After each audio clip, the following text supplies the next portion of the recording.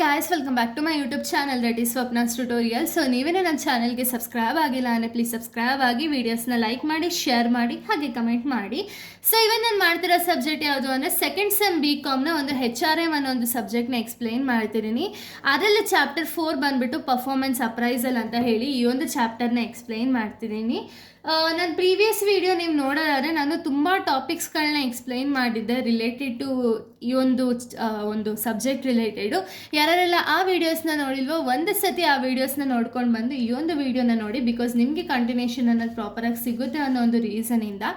So ಈ ಒಂದು ವಿಡಿಯೋದಲ್ಲಿ ನಾನು ಟ್ರಾನ್ಸ್ಫರ್ ಬಗ್ಗೆ ಹೇಳ್ತಾ ಹೋಗ್ತೀನಿ. ಓಕೆನಾ, ಏನಿದು ಟ್ರಾನ್ಸ್ಫರು, ಯಾವ್ಯಾವ ರೀಸನ್ಸಿಂದ ಟ್ರಾನ್ಸ್ಫರ್ ಅನ್ನೋದನ್ನ ಮಾಡ್ತಾರೆ ಅನ್ನೋ ಒಂದು ಡೀಟೇಲ್ಸ್ನ ನೋಡ್ತಾ ಹೋಗೋಣ. ಓಕೆನಾ, ಏನಿದು ಟ್ರಾನ್ಸ್ಫರ್ ಅಂದರೆ ಏನು ಅಂದರೆ it means shifting an employee from one department or location or job to another without major changes in salary or position. ಅಂದರೆ ಏನು, ಸೊ ಇಲ್ಲಿ ಏನೂ ಚೇಂಜಸ್ ಆಗಲ್ಲ. ಓಕೆನಾ, ಸ್ಯಾಲ್ರಿ ಚೇಂಜಸ್ ಆಗಲ್ಲ, ಪೊಸಿಷನ್ ಚೇಂಜಸ್ ಆಗಲ್ಲ, ಬಟ್ ಏನೋ ಟ್ರಾನ್ಸ್ಫರ್ ಅನ್ನೋದನ್ನ ಮಾಡ್ತಾರೆ.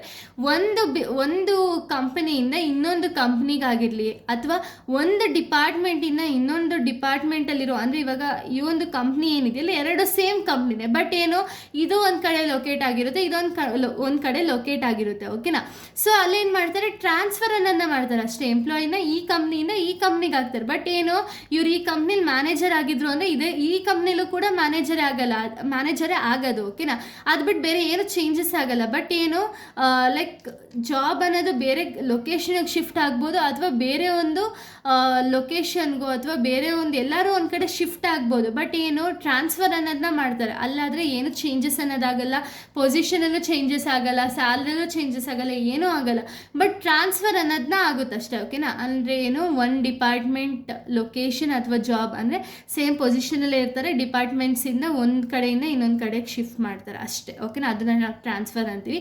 ಯಾಕೆ ಟ್ರಾನ್ಸ್ಫರ್ ಅನ್ನೋದು ನೆಸೆಸರಿ ಇರುತ್ತೆ ಅಂದರೆ ಈ ಕಂಪ್ನಿಲಿ ಈಗ example company A company B ಅಂತ ಹೇಳಿ ಇತ್ತು ಅಂದರೆ ಈ ಕಂಪನಿ ಎ ಅಲ್ಲಿ ಆಲ್ರೆಡಿ ಬೇಕಾಗಿರೋ ಅಷ್ಟು ಎಂಪ್ಲಾಯೀಸ್ ಇರ್ತಾರೆ. ಓಕೆನಾ, ಬಟ್ ಕಂಪ್ನಿ ಬಿ ಅಲ್ಲಿ ಏನಾಗುತ್ತೆ ಅಂದರೆ ಅಲ್ಲಿ ಯಾವುದೋ ಒಂದು ವರ್ಕರ್ಸ್ಗೋ ಮ್ಯಾನೇಜರ್ಸ್ಗೋ ಒಂದು ಇಶ್ಯೂ ಇರುತ್ತೆ, ಅಥವಾ ಯಾರು ಆ ಕಂಪ್ನಿಗೆ ಹೋಗ್ತಿರಲ್ಲ ಅಥವಾ ಕಂಪ್ನಿಗೆ ಯಾರು ಕೂಡ ಜಾಯಿನ್ ಆಗ್ತಿರಲ್ಲ. ಅವಾಗ ಏನು ಮಾಡ್ತಾರೆ, ಎ ಕಂಪ್ನಿಯವ್ರು ಏನು ಮಾಡ್ತಾರೆ ಅಂದರೆ ಎರಡೂ ಕೂಡ ಒಂದೇ ಕಂಪ್ನಿ, ಅವ್ರದ್ದೇ ಕಂಪ್ನಿ ಅಲ್ವಾ, ಎರಡೂ ಕೂಡ ಸಿ ಹ್ಯಾಂಡ್ ಓವರಲ್ಲೇ ಇರುತ್ತೆ. ಓಕೆನಾ, ಇವ್ರು ಏನು ಮಾಡ್ತಾರೆ, ಸಿ ಏನು ಮಾಡ್ತಾರೆ, ಈಗ ಎ ಕಂಪ್ನಿಲಿ ಮ್ಯಾನೇಜರ್ ಇರ್ತಾರಲ್ಲ ಅವ್ರನ್ನ ತೆಗೆದು ಈ ಕಂಪ್ನಿಗೆ ಹಾಕ್ತಾರೆ. ಇಲ್ಲಿ ಯಾರು ಹೈಲಿ ಮೋಟಿವೇಟೆಡ್ ಎಂಪ್ಲಾಯ್ ಇರ್ತಾರಲ್ಲ ಅವ್ರಿಗೆ ಆ ಮ್ಯಾನೇಜರ್ ಪೊಸಿಷನ್ ಅನ್ನೋದನ್ನ ಕೊಡ್ತಾರೆ. ಓಕೆನಾ, ಈ ರೀತಿ ಟ್ರಾನ್ಸ್ಫರ್ ಅನ್ನೋದನ್ನ ಮಾಡ್ತಾರೆ.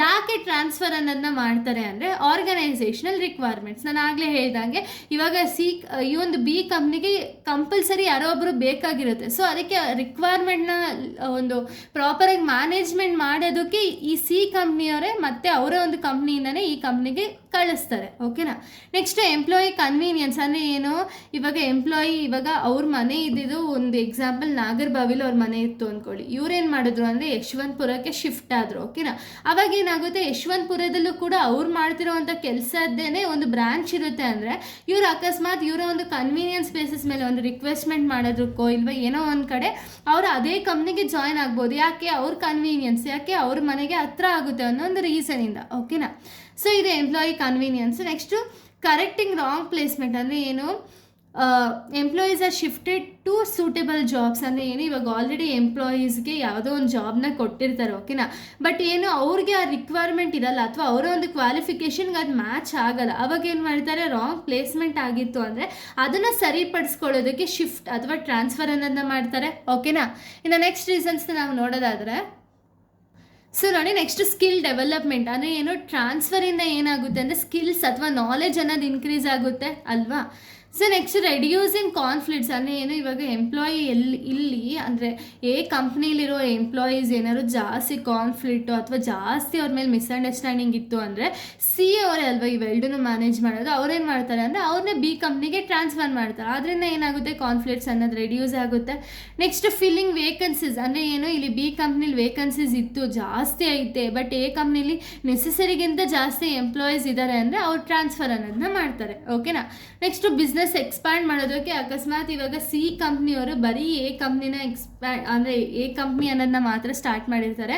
ಬಟ್ ಅವ್ರಿಗೆ ಅಲ್ಲಿ ಎಂಪ್ಲಾಯೀಸಿಂದ ಅಥವಾ ಒಂದು ಬಿಸ್ನೆಸ್ ಗ್ರೋತ್ ಆಗೋ ರೀಸನಿಂದ ಅವ್ರ ಹತ್ರ ಅಮೌಂಟ್ ಜಾಸ್ತಿ ಇರುತ್ತೆ. ಸೊ ಅವ್ರೇನು ಅಂದ್ಕೊಳ್ತಾರೆ, ಓಕೆ ನಾನು ಇನ್ನೊಂದು ಕಂಪ್ನಿನ ಓಪನ್ ಮಾಡೋಣ ಅಥವಾ ಇನ್ನೊಂದು ಬ್ರಾಂಚನ್ನು ತೆಗಿಯೋಣ ಅಂತ ಹೇಳಿ ಅವ್ರು ಇನ್ನೊಂದು ಬ್ರಾಂಚ್ನ ತೆಗೆದಾಗ ಏನಾಗುತ್ತೆ ಅಂದರೆ ಅದಕ್ಕೆ ಎಂಪ್ಲಾಯೀಸ್ ಬೇಕಾಗಿರುತ್ತಲ್ಲ, ಸೊ ಅದಕ್ಕೆ ಬಿಸ್ನೆಸ್ ಎಕ್ಸ್ಪ್ಯಾಂಡ್ ಮಾಡಿದಾಗೂ ಕೂಡ ಒಂದು ಟ್ರಾನ್ಸ್ಫರ್ ಅನ್ನೋದನ್ನ ಕೊಡ್ತಾರೆ. ಓಕೆನಾ. ಸೊ ಇಷ್ಟು ಕೂಡ ರಿಲೇಟೆಡ್ ಟು ಈ ಒಂದು ಟಾಪಿಕ್ ಆಗಿದೆ. ಇಲ್ಲಿಗೆ ಈ ಒಂದು ವಿಡಿಯೋ ಅನ್ನೋದು ಕಂಪ್ಲೀಟ್ ಆಗುತ್ತೆ. ನೆಕ್ಸ್ಟ್ ವಿಡಿಯೋದಲ್ಲಿ ನಾನು ಬೇರೆ ಟಾಪಿಕ್ಸ್ನ ಎಕ್ಸ್ಪ್ಲೈನ್ ಮಾಡ್ತೀನಿ. So thank you guys, thanks for watching.